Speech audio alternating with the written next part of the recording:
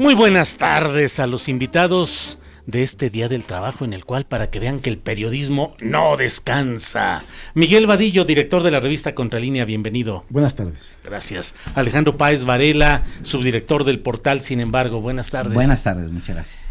Álvaro Delgado, reportero de la revista Proceso, columnista del Heraldo de México, bienvenido. Muchas gracias, Julio, buenas tardes. Gracias. Pues es Día del Trabajo y ya vieron, hay de todo, rechiflas maternales, dijo uno de nuestros reporteros, que es una persona educada y correcta y no dice mentadas de madre, dice simplemente recordatorios maternales que hubo contra Carlos Aceves del Olmo, quien desde su silla de ruedas y con cobijado, dijo que él estaba dispuesto a levantarse y a enfrentar como debe ser a romperse la cara. A romperse la cara con quien fuera necesario. Entonces, ¿cómo ven? ¿Cómo va esto del... Tú que vienes ya vestido de 1 de mayo, Miguel, a ver. Sí, me tocó cubrir a mí la parte de la marcha independiente. Estuve yo en la parte de Avenida Juárez, recibiendo a los que marchaban del Monumento a la Revolución, Ajá. del Ángel, y ¿no? Salieron de varios puntos. Yo lo que puedo decir, hay varios comentarios, varias observaciones en esta marcha. Uno, que la marcha del 1 de mayo sigue acotándose. Cada vez son menos los trabajadores que marchan, Julio, compañeros.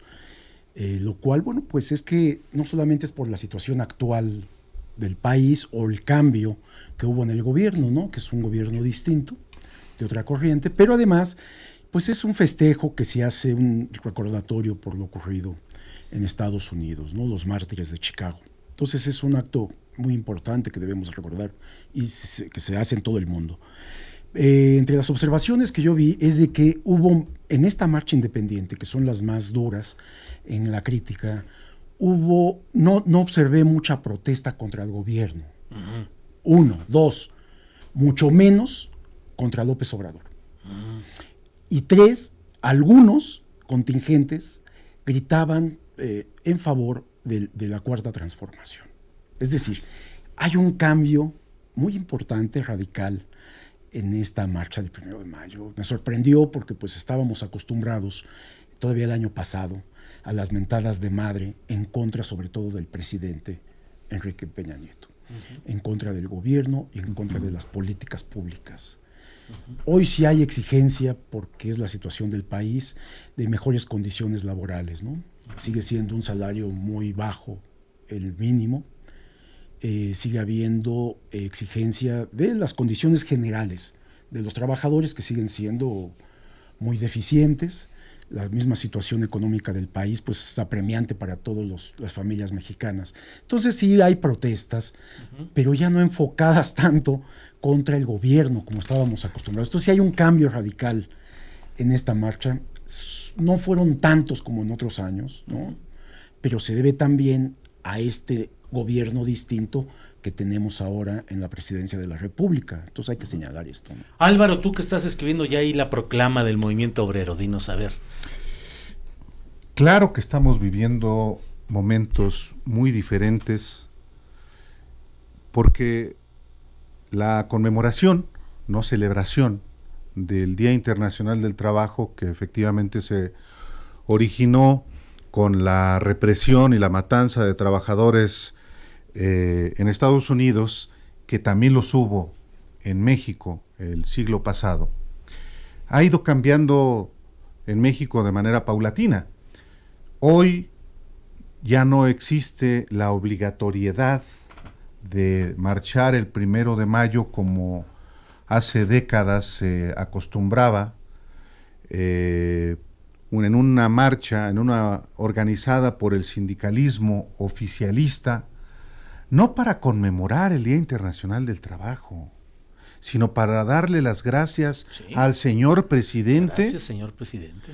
Por el trabajo, por el viejo ritual oficialista que con los líderes charros al frente iba a someterse al presidente de la República, que era el árbitro supuestamente ante el gran capital, ante los explotadores. Pero en realidad Este viejo ritual oficialista se fue desgastando con el tiempo, no solamente porque el sindicalismo independiente fue tomando fuerza, aunque nunca la tuvo realmente tanto, y también porque en el proceso de transformación política del país hubo otros elementos que hicieron ya irrelevante inclusive la conmemoración desde el gobierno del Día Internacional del Trabajo. Me refiero en particular a los gobiernos panistas, al de Vicente Fox, al de Felipe Calderón, claramente identificados con los intereses patronales, claro. De manera particular después de la elección del 2006, con Calderón en manos de los grandes grupos empresariales del país y claramente adverso a los intereses de los trabajadores. Pero no excluyas al de Peña Nieto, ¿no? No, a eso iba. ¿Qué pasó después de que regresa el PRI a la presidencia después de 2 sexenios del PAN? Pues prácticamente es lo mismo, claro. Es una línea de continuidad. Entonces, ya no, aquellas viejas formas en las que hubo algunas expresiones de repudio al presidente y al sindicalismo oficialista que se manifestaron, y algunos de nuestros escuchas más o menos de nuestra edad recordarán, hubo inclusive una agresión, una bomba al balcón presidencial o a los balcones del Palacio Nacional durante el gobierno de Miguel de la Madrid. Es decir, sí ha habido un cambio. Hoy en el país hay un contexto muy diferente al que inclusive hubo en el sexenio pasado, no se diga en los gobiernos del PAN.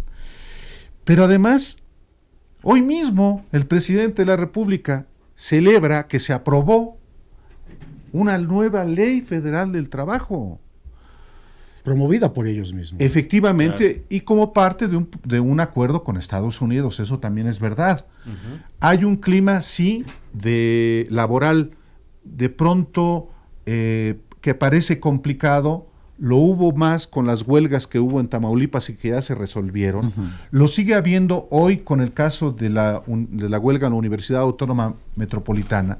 Y lo sigue habiendo con otras movilizaciones que hay en el país, que incluye inclusive el asunto de pasta de conchos. Uh-huh. Pero en fin, no me quiero explayar más, simplemente recordar cómo era el 1 de mayo en los gobiernos priistas, incluyendo el de Peña Nieto, y en los gobiernos del PAN. Alejandro Páez, perdón. Antes de Alejandro, el CITUAM encabezó la marcha independiente. Eso iba hasta adelante, junto con el ESME.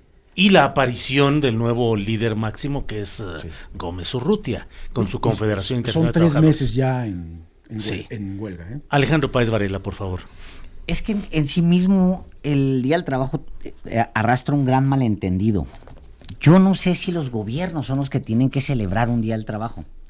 Y ¿no? Los gobiernos lo han asumido durante muchos años, es decir, 100 años, desde que celebramos pues el Día del Trabajo. Es un gran malentendido. O sea, entiendo pues que la Unión Soviética tuviera una razón de fondo ideológica para celebrarlo, pero terminó siendo, o más bien siempre fue un acarreo. O sea... Pero aspiraba a la dictadura del proletariado, era el gobierno del proletariado. Tenía, digamos que una justificación ideológica. En algún momento el PRI tiene esa justificación ideológica. O sea, hay gente convocada para marchar. Por ejemplo, piensen en los momentos del Tata, el nacionalismo de Lázaro Cárdenas. El nacionalismo está hasta arriba. Le hemos quitado a la industria petrolera, los obreros han salido, aunque sea simbólicamente, a dar dinero en los cepos que se han puesto para recuperar lo que es de la nación.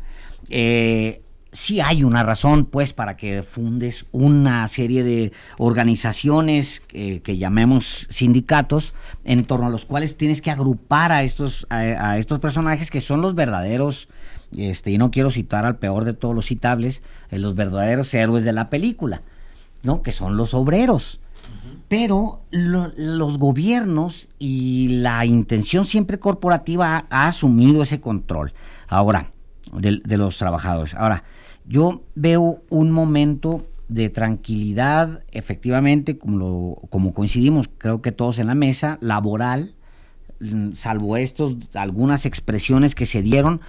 no está mal que haya huelgas, eso tenemos que saberlo. Sí. No está mal, o sea, no es sinónimo de absolutamente nada más que de sumisión el hecho de que no haya huelgas. Las huelgas vienen a oxigenar las empresas y la relación con las empresas. Debe haber, eventualmente, tampoco es un llamado a que todos estallen en huelga en 5 minutos, pero que hay una huelga, 2, 3, los gobiernos anteriores alababan que se iban largos años sin una sola huelga en el país. No, así nos fue con el salario.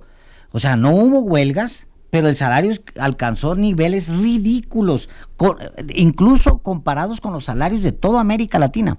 Resumo rápidamente. Hay un gran malentendido siempre en el 1 de mayo. Es un día para los trabajadores y de repente se meten los gobiernos. Yo no sé, en el fondo, qué tan saludable sea. La presencia... Sí, perdón, adelante, Miguel. Bueno, este día, hoy, en la marcha, precisamente, lo que hace el presidente es ya no encabezar. Hay una comida con los líderes, pero hasta esto es sano para escucharlos. Yo supongo que, no tengo la lista de quienes hayan asistido, pero seguramente también hay estos sindicatos corporativos hoy en la comida, pero también de los independientes. Entonces el presidente que escuche a los líderes en las quejas, en esta comida que va a haber, es sano, es distinto, ya no vas al besamanos tradicional. Entonces, hoy está cambiando esto, es como tú bien dices, yo también coincido, es una protesta generalizada de los obreros en contra del capitalismo salvaje que los ha absorbido y los ha explotado y los ha asesinado como pasta de conchos, como los mineros. Bueno, ahora que Páez aludía al Tata, a Lázaro Cárdenas, no se nos olvide que es en el sexenio de Lázaro Cárdenas cuando se crea el corporativismo sindical. Claro.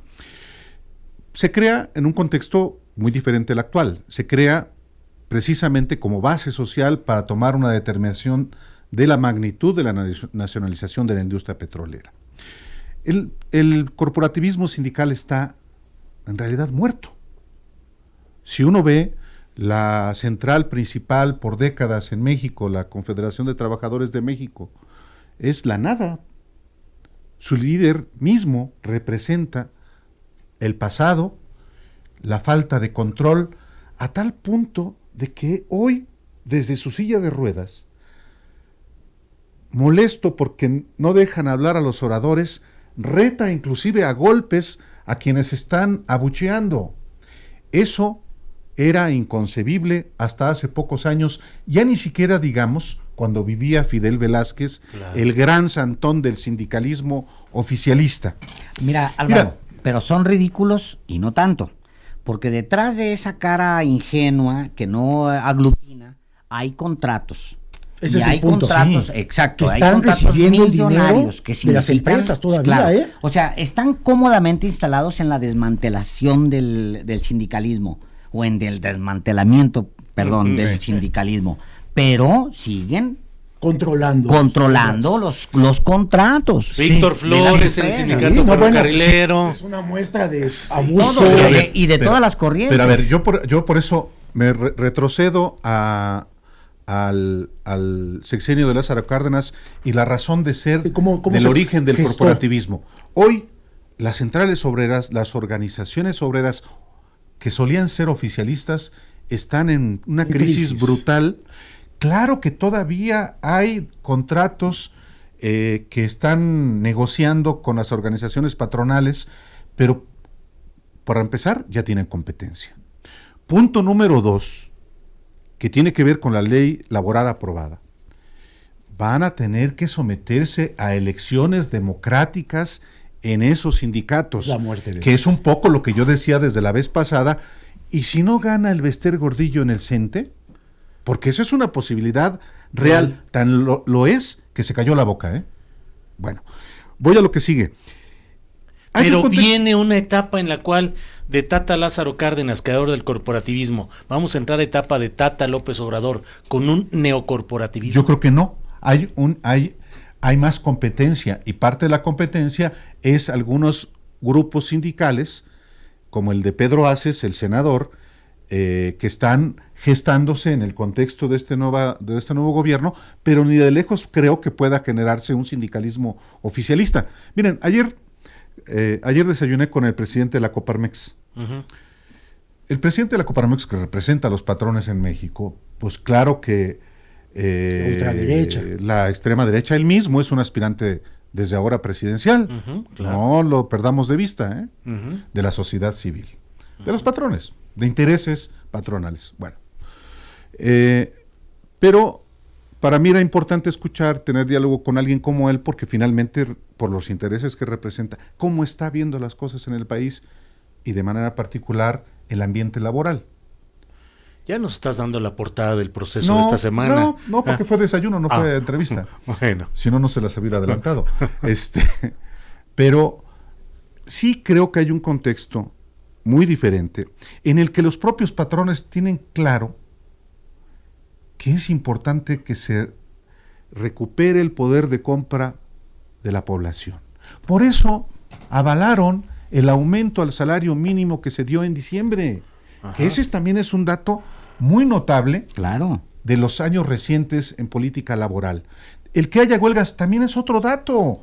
Efectivamente, Páez, que haya huelgas no es malo, es parte de una dinámica de lucha de trabajadores por un mejor condiciones de trabajo y la defensa de los patrones de no darles malas más. Noticias cuando no hay huelgas, porque ya sabemos lo que pasa. Porque hay control, ¿no? Ese fue el foxismo, eso fue el calderonismo, y eso fue el peñismo. Y Peña, de hecho llevamos 30 años en los que el salario va en picada, ¿no? El valor del salario. Salinas. La creación de estos líderes, Víctor Flores y de todos estos líderes. Bueno, de la el Bester Gordillo. De Romero de Champs, ¿no? El de los electricistas, también todo un personaje. Ahora, esta nueva regulación en materia laboral que, como se ha dicho, tiene la influencia determinante de Estados Unidos, que la pone como condición para la firma del nuevo Tratado de Libre Comercio, llámese ahora cómo se llama. Miguel Vadillo, ¿esta nueva regulación laboral va a significar de verdad cambios profundos en esa relación laboral? ¿Se quedará en actos de simulación, democracia sindical? Pero ¿cómo lo ves? Además decir que es la influencia de Estados Unidos, no, son condiciones internacionales esto. De los trabajadores. Es decir, Estados Unidos está poniendo ese requisito para la firma del tratado, pero además... Los sindicatos de Estados Unidos. Claro, o sea, es decir, esto hasta favorece a los trabajadores mexicanos, los Teamsters canadienses, al sindicalismo mexicano, porque necesitamos mejorar las condiciones laborales de los trabajadores, de los obreros mexicanos, que se habían caído desde hace 30 años, o sea, venían en picada. Entonces, empezar a atender estos problemas, esto es sano. Es decir, quien piense que ahora México obedece las directrices estadounidenses es falso, pues esto, ¿no? No pasa esto, y sí van a hacer cambios profundos, Julio. Yo creo que en el momento, como se ha aprobado ahora, de que será un voto secreto, libre, se va a respetar, se va a vigilar desde la Secretaría del Trabajo, con la observancia de la propia Presidencia de la República, la enorme influencia de un presidente aceptado por la mayoría de la sociedad. Entonces los sindicatos van a tener que transparentarse, van a tener que limpiarse. Entonces todos estos viejos líderes que ahora observamos van a perder, Julio. Van a desaparecer, yo diría. Habrá nuevos líderes. No dudo que haya un líder que piense que podrá acumular poder y canonjías. Esa tentación del ser humano siempre está latente, pero habrá muchas formas de contrarrestar esto. Sí es positivo lo que está sucediendo. Alejandro Páez Varela, me llama la atención lo que nos ha comentado Álvaro Delgado de Gustavo de Hoyos. Walter, el dirigente de Coparmex, que sabemos que está con la idea de que puede ser un candidato presidencial, ante la debacle de los partidos opositores, ¿sería la primera ocasión en la que alguien expresa y abiertamente patronal busque la candidatura a la presidencia de la República? Pues el PAN es eso, o sea, ni ellos lo niegan ni lo han desarmado nunca. El PAN es básicamente una representación electoral de intereses patronales. Está en su ADN, pues no es nada nuevo. En algún momento Cloutier, empresario, históricamente, y de hecho abogados laborales. Sí, y el primer presidente de oposición que viene de Acción Nacional, pues es un tipo que viene básicamente de los corporativos. Era un empleado, ¿no? Tampoco... Este era un empleado, ni siquiera Es intermedio, exactamente ¿no? lo mismo. Llega a la Era un representación. vendedor de refrescos, ¿no? Sí, un vendedor de refrescos que llega. No dueño, pues. Sí, no es dueño. Ni es el caso tampoco del líder de la Coparmex. Coparmex. Es que nunca son No dueños los que nunca son representantes los en las dueños. cámaras. ¿verdad? En realidad Sí, los son dueños, empleados, ¿no? Son los empleados. dueños traen un montón de lana Yo creo que y Cloutier ponen es distinto, presidentes. ¿no? En el caso de Cloutier, ¿no? Sí. Pero aún así, mira, Cloutier es un empresario, era un empresario poderoso en su momento, pero no era De los grandes, ¿no? de los grandes. O sea, sí era un tipo con muchos empleados, pero no era. Sí. Era un tipo que representaba los intereses de la empresa. Yo lo que veo en lo de Coparmex es, pues es una aspiración muy legítima. O sea, es casi un llamado a regresar a las políticas de hace 30 años. Y ya.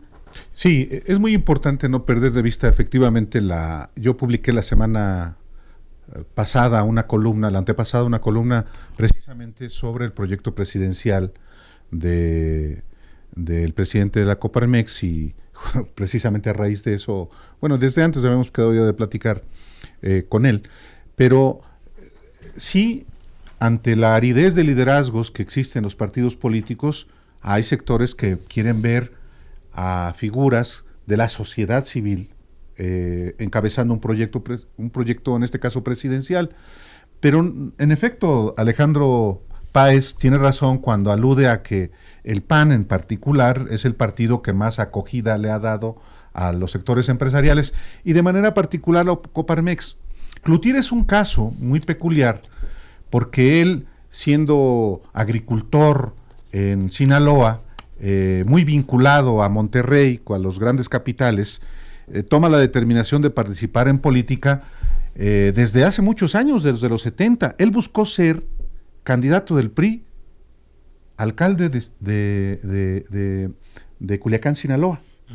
No fue posible, eran otros tiempos, eran el sexenio de Luis Echeverría. Cuando los empresarios se confrontan con Luis Echeverría, la Coparmex se radicaliza y muchos de sus cuadros comienzan a participar políticamente y de una manera determinante en 1982 con la nacionalización de la banca. Tan es así que desde entonces, además de Cloutier, como expresidente de la Coparmex, comienzan a incorporarse al PAN figuras como Pancho José Barrio. María Basagoiti, presidentes formales de Coparmex, José María Basagoiti, Antonio Sánchez Díaz de Rivera, Jorge Osejo Moreno, Carlos Abascal Carranza, que también era un prospecto del PAN a la presidencia de la República, nada más que se murió. Y a nivel local, en efecto, Páez, Empiezan a brincar. no solamente Francisco Barrio, Rufo. Con quien inició Javier Corral. Rufo, Claro, claro. Rufo, que fue el primer gobernador del PAN Doctor de Nava Baja en California. San Luis.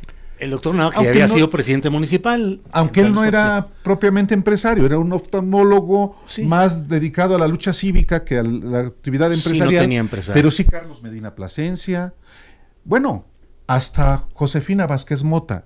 De manera que no es ajena la participación de empresarios, particularmente de la Coparmex en política y de manera particular en el PAN. Me parece de lo más normal cuando además no existen liderazgos en los partidos capaces de poder enfrentar a un sello que hoy tiene todo para el triunfo, que es Morena. Y dentro de esta insuficiencia de los partidos políticos, hablábamos antes de entrar al aire de que se cumple el próximo 5 de mayo 30 años de la fundación del Partido de la Revolución Democrática. Miguel Vadillo, ¿qué ha representado? ¿Qué saldo ves de ese PRD a lo largo de 30 años? Bueno, fue una oposición, la oposición de izquierda que aglutinó a muchas corrientes, ¿no? No supieron llevarlo. Los principales líderes motivadores de esta escisión del priismo, del viejo priismo, que después encabezaron todo este movimiento político de izquierda, o con tendencias de izquierda, porque también yo creo que son de centro izquierda, no les llamo de izquierda total. Lograron posicionar este partido, abrir espacio para la izquierda mexicana en puestos de elección popular. en todo sentido. Después vino la debacle cuando estos mismos simpatizantes o líderes se renuncian, se dividen, las corrientes consumió al partido y ahora está hecho nada ese partido, y los históricos o varios de los históricos están en otras latitudes. Y ahí se quedó refundido algunos de los dirigentes que ahí siguen, los chuchos, entre ellos, entre otros, ¿no? Que siguen adueñándose de lo que queda, ¿no? De las migajas que queda de este partido, que me parece que para la sociedad ya no significa ni siquiera una oposición real, ¿no? Alejandro Páez Varela, ¿qué te parece todo esto del PRD? Pues mira, el último PRD obviamente es ya los restos pestilentes de algo, ¿no? Que pasó ahí. Pero la verdad es que es un partido que permite, como bien dice el maestro Vadillo, aglutinar pensamientos distintos de izquierda, darles forma, plantearles una alternativa electoral y luego montarlos en una posibilidad. Y la primera gran posibilidad que se convierte en realidad es 97, la Ciudad de México. La verdadera gran posibilidad. Y luego le da cuerpo a López Obrador, le permite a López Obrador construir una segunda alternativa que depura, entre comillas, depura lo que tiene que quedarse allá y lo que tiene que venirse hacia acá. Pero antes de eso, el propio Cuauhtémoc Cárdenas compite por la presidencia, gana la presidencia y le roban la presidencia. Claro, no. Es decir, pudo haberse dado el cambio. De que ahí es viene decir, el PRD. Es decir, Claro. la importancia de este grupo, ¿no? Claro. Si por algo hubo fraude hace exactamente 31 años, fue para evitar que hubiera un continuismo en el modelo o un modelo nuevo. Y no se nos olvide, pues finalmente estaba comenzando a edificarse el modelo neoliberal que fue derrotado el año pasado. Habría nacido abortado. Claro. Hace 30 años, porque era justamente el pleito con Salinas. Imagínate tú, Claro, que no se comete el fraude. O sea, un proyecto que iba a hacerle daño a México 30 años, se habría cancelado ahí. claro. Hace exactamente 31 años, el 1 de mayo de 1988, había en el país una efervescencia Sí. enorme. Como no hemos visto. Yo la viví Sí. a plenitud como estudiante Podría todavía ser, de la universidad. Álvaro, parecida a la de Andrés Manuel López Obrador el año pasado. Semejante. Ese nivel Pues, está. Y en el Lo que pasa es que 2006, no que había fue redes otro sociales, momento. No, claro. teníamos unas mediciones Pero reales, todos estaban cooptados, comprados, Seguramente los medios los cómplices. que estamos aquí estábamos entusiasmados por lo que estaba pasando hace 31 años en este mes. Un par de meses después se da la elección, el 2 de julio de 1988, se comete un fraude y comienza, ahora sí, la edificación de un modelo que tronó el año pasado. Es la derivación de aquel fraude del 88 es un año después, o menos de un año después, la formalización, el 5 de mayo de 1989, del PRD, que tomaba el registro del Partido Comunista y que aglutinaba a fuerzas de las diferentes expresiones de la izquierda y de los que venían del PRI.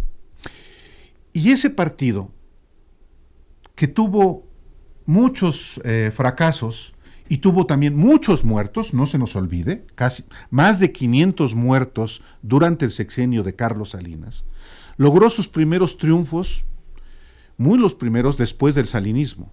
El salinismo lo aplastó, lo quiso aniquilar, y los liderazgos de entonces, con sus tensiones internas, de manera particular quienes tenían visiones contrapuestas, Cuauhtémoc Cárdenas y Porfirio Muñoz Ledo, Que sostuvieron un pleito brutal, durísimo. a tal punto de que la ruptura llega en el 2000, cuando Cuauhtémoc Cárdenas vuelve a ser candidato presidencial por tercera ocasión, después del 88, 94 y 2000, y Porfirio Muñoz Ledo se va. Así es. Me cansé de ser segundón, dijo Porfirio, después de que López Obrador le dijo, tú debes ser candidato a jefe de gobierno, y Porfirio le dijo, no, me cansé de ser segundón.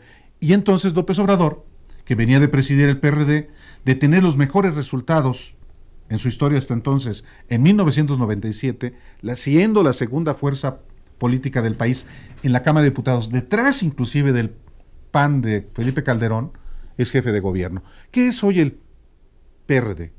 Es un partido prácticamente aniquilado, es un partido que logró el 5% en la elección del año pasado, que tiene 10 diputados federales, que tiene 5 senadores, que en 10 estados perdió el registro, que está en manos de un grupo que está acostumbrado a la derrota, que son los chuchos, y que yo no veo que pueda conmemorar algo el próximo domingo al cumplirse 3 décadas de fundado. ¿Cómo avisoras, Miguel Vadillo, esa celebración, reunión conmemorativa del PRD y de los chuchos? Y por otra parte, ¿qué tanto es una historia que desemboca hoy otra vez en priistas de aquellas épocas, reciclados y en un planteamiento parecido? Pues yo le preguntaría a Álvaro primero, que es especialista en partidos de oposición, ¿va a haber celebración? O sea, ¿va a haber alguna comida? ¿Habrá asistentes? Sí, va a ser engalloso. Esto que haces tu Va a ser fiesta, engalloso. que haces tu fiesta o tu banquete y nadie asiste, ¿no? No, yo creo que... ¿Sí van a asistir? Yo creo que sí.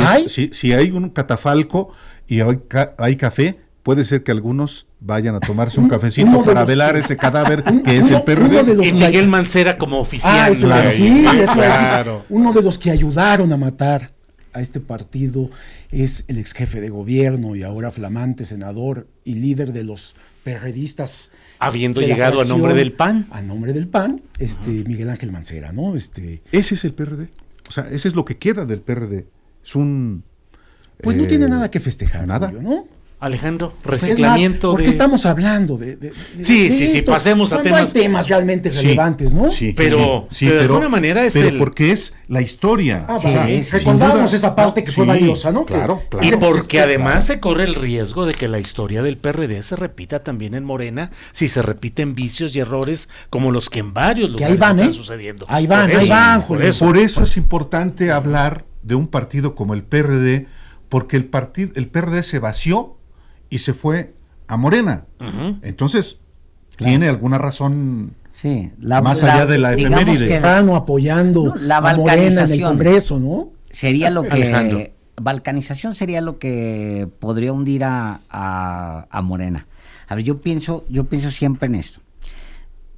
Cuando el presidente Andrés Manuel López Obrador deje Palacio Nacional, lo que va realmente quien va a defender su herencia, si es que la tiene, la que sea, va a ser Morena. Y un Morena sólido, fuerte. Pero puede caer, si cae en manos de alguien que destruya la herencia de Andrés Manuel, o eso va a estar siempre en la cabeza de Andrés Manuel cuando se tome la decisión de qué tipo de partido va a dejar y a quién va a dejar. Estoy pensando básicamente en un Andrés Manuel que calcula y que está viendo a los 4 o 5 que pueden ser herederos de su tradición, de su lucha, etcétera, y en manos de quién va a dejar eso. ¿Se la dejaría a Monreal? ¿O se lo deja a Claudia Sheinbaum? ¿O está pensando cómo lo va a resolver Andrés Manuel? Porque ahí está la salida de su propio futuro. O sea, porque si se le desmorona Morena, Se desmorona. se desmorena. Se desmorena. Él mismo se desmorona. Una parte, pues, del importante de él se desmorona. Es el gran testamento político de Andrés Manuel se llama Morena. Primero, que el Morena se convierta en un partido político. Pues sí, que ya es tiempo. O sea, Morena se funda, no se nos olvide, en 2011, 2 de noviembre del 2011. Un año después, López Obrador, pasada la elección presidencial, rompe con el PRD, rompe con los chuchos, y entonces comienza a edificar, ahora sí, su propio proyecto, que es Morena, que en 2014 se formaliza y obtiene el registro, y en 2015 tiene su primera participación electoral. Pero Morena no es todavía un partido político en sí mismo. Yo siempre he dicho que es un comité al servicio del proyecto presidencial de López Obrador, que ahora ya se consiguió y que ahora sí está en curso de convertirse en un partido con una institucionalidad interna, con un respeto a las reglas. Y lo que hemos visto en las semanas recientes, una confrontación brutal entre los allegados de Ricardo Monreal y Jacob Polevsky, tiene que ver con eso, con esa disputa. Yo creo que Monreal por ahora no tiene ninguna posibilidad de presidir Morena, no él sino ni siquiera su testaferro, que es Alejandro Rojas Díaz Durán. Yo creo que quien se perfila para ser la próxima presidenta de Morena es una mujer que se llama Berta Luján, que es la mamá de la secretaria del Trabajo, por cierto, y esposa del abogado laborista Arturo Alcalde Justiniano. Que vamos a tener mañana en una mesa aquí a Arturo Alcalde, a Manuel Fuentes. Y precisamente para hablar de eso. Sí. O sea, yo creo que hay todavía está en curso formación de Morena, que es natural que con el arrastre de López Obrador, y que va a seguir teniendo arrastre en los estados, vas a quererse subir mucha gente todavía, más de la gente que ya se subió el año pasado. Pero cuidado, hay un dato que a mí me llama la atención y que no hay que perder de vista, de que el hecho de estar en Morena no significa que ahí va a haber impunidad. Un ejemplo, insisto, es el del ex rector de la Universidad Autónoma de Hidalgo, Gerardo Sosa Castellán, que se subió al carro de Morena y ahora está en curso contra él una investigación por dineros mal habidos. Yo creo que esa es una señal. Se detiene provisionalmente el asunto de la reforma educativa por la falta de voto de uno de los senadores, cuando menos Salomón Jara. Se dice que fue quien salió a cenar o alguna cosa, y por la falta de su voto se detuvo esto, que entiendo que finalmente se va a poder procesar en un periodo extraordinario, y bueno, finalmente es un atorón, entiendo yo, menor. A menos que ustedes lo vean de otra manera, me parece que solo posponer algo que se va a arreglar en el próximo periodo extraordinario de sesiones. Pero sí es un descalabro, o un rozón a López Obrador, que tenía previsto que se aprobara sin mayor problema la reforma educativa. Y por parte al propio Ricardo Monreal. Y por parte del vocero del grupo parlamentario de Morena, en el Senado, Salomón Jara, ex candidato de Morena a gobernador de Oaxaca. ¿Cómo es que se desaparece? Pues sí, vota en lo general y no en lo particular. Más que López Obrador es Monreal, ¿no? Así es. Él lo amarró perfectamente. Estaba en el límite en la línea. O le desamarraron a Jara. El gran operador. No, o le desamarraron. En esta que era importante, una de las más importantes, está fallando Monreal, ¿no? No, pero no es que esté fallando así nada más porque está fallando. Siempre tiene cola. Monreal no falla porque de repente. ¿Estás diciendo que fue premeditado? Fallamos, compadre. Fallamos, compadre. Exacto. No, Monreal obviamente era un día para celebrar. Imagínate tú al presidente hoy celebrando su reforma laboral. Las dos. Y luego, pues, obviamente le baja la otra. No es otro más que Ricardo Monreal, porque Ricardo Monreal no manda a alguien al baño nada más porque sí, o a cenar o a lo que haya. Menos al vocero del grupo parlamentario. Y de hecho, bueno, pues parecía el arranque de la campaña a gobernador de Oaxaca, con Salomón Jara ahí haciendo amarres con Monreal y con los segmentos educativos de profesores. Y en contraparte, pues le da algo para que el PAN venda, poquito, aunque sea, pues el PAN logró. No, lo festejaron. Por eso le digo, le da para que el PAN venda algo, no tiene nada que vender el PAN, pues por lo menos su triunfo. Lo que dice Julio, esto se resuelve en las extraordinarias, ¿no? Sí, vendrá el periodo extraordinario de sesiones, se va y avanza y sale. El otro asunto es lo de Murillo Karam, que al menos la subcomisión de la Cámara de Diputados, en la cual participan morenistas, pues le da un respiro, un enorme respiro. La nota de la jornada habla de exoneración de Murillo Karam en ese proceso. Aclara un poco Morena el asunto hoy en la mañana. Lo que dice es que era un tema intrascendente, si pasaba el juicio político o no, es lo que dice en la mañana, que lo que importa es la parte jurídica. Ahora, yo me hubiera quedado, o sea, la nota de hoy habría sido si se hubiera aprobado el juicio político contra este tipo, independientemente de que lo puedas llevar, de inhabilitar o no. Porque en el fondo ese es el tema, lo inhabilitas como servidor público. Eso es lo que explica hoy el comunicado de Morena, el grupo parlamentario. Se les escapa la posibilidad. Ellos votan para que no se haga juicio político. Claro, Morena participa en esta circunstancia que ha causado malestar en todos lados. Sí, ¿no? se les escapa una oportunidad.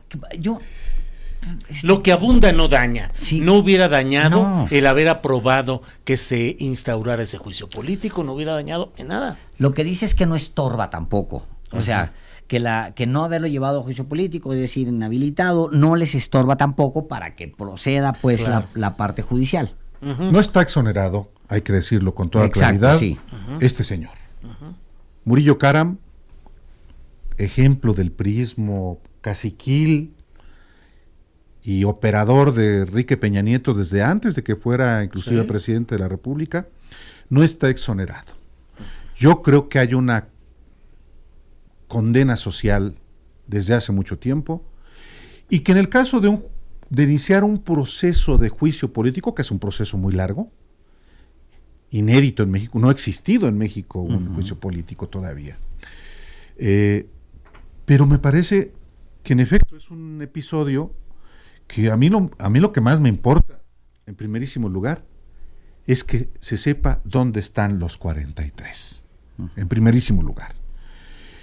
Conociendo dónde están los 43 y quiénes participaron en la desaparición, no solamente los que han sido señalados, sino los que tienen responsabilidad como servidores públicos, se le pueden fincar responsabilidades no políticas, sino jurídicas, Claro. al ex procurador general de la República. O sea, sí es de relevancia lo que pasó en la Cámara de Diputados con la votación de Morena, pero me parece que no va al fondo del asunto. Entonces, yo creo que la exigencia debe estar fundamentalmente en el compromiso que hizo el presidente de la República para de saber, investigarlos. de esclarecer qué pasó con los normalistas de Ayotzinapa. Ojalá fuera así, Álvaro. Desgraciadamente, era importante la parte política, el juicio político, yo creo. Porque también este hombre habría que señalarlo. Esto, como dice Alejandro, haber iniciado el juicio político es esta parte que también les lastima y que lo merecía este personaje. Yo, por el contrario de lo que tú estás comentando, no sé, la parte legal, jurídica, está iniciando realmente con este nuevo gobierno. Pero yo ahí creo que él va a salir más exonerado que lo que pasó en el Congreso. Él directamente. Él ya está enjuiciado políticamente. Él directamente. No, Sí, él ya es pero culpable no, socialmente. pero no es lo mismo Pero- que hay un procedimiento, o más bien Las que la leyes. gente lo Sí, que el juicio lo ju- social. el La juicio estructura. social, a que lo lleves, lo pares frente a un juez, lo obligues a declararlo, o sea, no es Pero eso no lo es que- hace la Cámara de Diputados. No, Porque por supuesto. este hombre tenía muchos intermedios, muchos subalternos que tomaban esas decisiones. Claro. Es decir, para que lleguen al ex procurador jurídicamente, yo te diría que va a ser casi imposible, aún con el nuevo gobierno, Álvaro. Yo creo esto, no le veo mucho Se nos futuro. va acabando el tiempo y queda un tema que me parece que también es interesante, el anuncio del presidente López Obrador de la búsqueda de rescatar los restos de los mineros en Pasta de Conchos. Alejandro, Mira, va a encontrar a los mineros, el presidente. Va a encontrar a los 43 y va a dar con los 40,000 desaparecidos. Está cada vez más complicado dar con alguien. Es una promesa casi imposible lo de Pasta de Conchos, independientemente de un par de implicaciones más. Comento una muy rápida. Dice el presidente hoy que se le marcó a Germán Larrea y que Germán Larrea tiene una gran profundidad de esto y es un gran dato. Germán Larrea, uno de los hombres más ricos de México, adversario de Andrés Manuel López Obrador, le responde al gobierno de la República que no está en México. Lo busca Palacio Nacional y Germán Larrea, como si no hubiera Contesta, ¿no? celulares, Pero la respuesta es mejor, ¿no? no está la en México. respuesta de López Obrador es mejor. No, Con o sin con o sin Germán él, Larrea, vamos se a buscar los se cuerpos. van a buscar. Yo no sé si los encuentren, Alejandro. Sí. Pero el hecho mismo de hacerlo es muy Y de trascendente. entrar, mira, ¿cómo Es le van a muy, hacer? Van a muy entrar a los importante. terrenos de Germán Larrea, Claro. a la concesión, le van a ¿cómo retirar la hacer? concesión, nos dijo por viene- teléfono hace poco pues ahí está. una de las dirigentes de Pasta Pero de además Conchos. hay muchas formas, ¿eh? Y que Mira, además hay una operación irregular desde hace muchos años. de Y el ese- otro está en guerra también, ¿eh? Sí, Desde claro. hace años. Álvaro, Este anuncio tiene una enorme importancia no solamente para los familiares de los 65 trabajadores mineros que perecieron en la mina Pasta de Conchos el 19 de febrero de 2006, en medio del proceso electoral, en medio de 2006, en medio del escándalo de Lidia Cacho, que se reveló el 14 de febrero de ese año, tiene una enorme relevancia. ¿Por qué? Porque cavando lo que no hicieron en su momento ni los gobiernos de Vicente Fox ni de Felipe Calderón, se va a determinar qué pasó ahí. Estos gobiernos dijeron que no había manera Así es, de acceder. Incluso Y peligro aquí, de muerte para quienes intentaran hacerlo. Ya se verá, pero este caso va a revelar si, como muchos pensamos, tanto el gobierno de Vicente Fox, cuyo secretario del Trabajo era Francisco Javier Salazar Sáenz, un tipejo de la Coparmex, Sí, del y Yunque, luego según Javier, investigaciones de Álvaro Delgado. así es, Luego. y luego Javier Lozano Alarcón, Otro tipejo de Puebla. Eso va a determinar si los gobiernos y estos servidores públicos hicieron lo que humanamente correspondía, o si se sometieron a Germán Larrea, dueño de Grupo México y uno de los hombres más ricos del país, porque no se trata solamente de un asunto de justicia con los familiares de los deudos.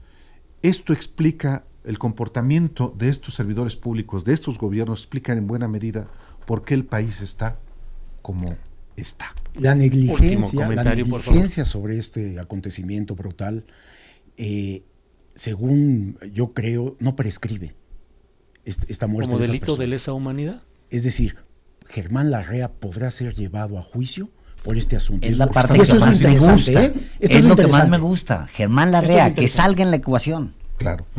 Pues tendrá que pagar, ¿no? Bueno, pues muchas gracias por su participación en estas mesas siempre interesantes de los periodistas. Alejandro Páez Varela, muchas gracias. Encantado, muchas gracias. Álvaro Delgado, muchas gracias. Al contrario, muchas gracias al auditorio. Miguel Vadillo, gracias. Gracias, buenas tardes.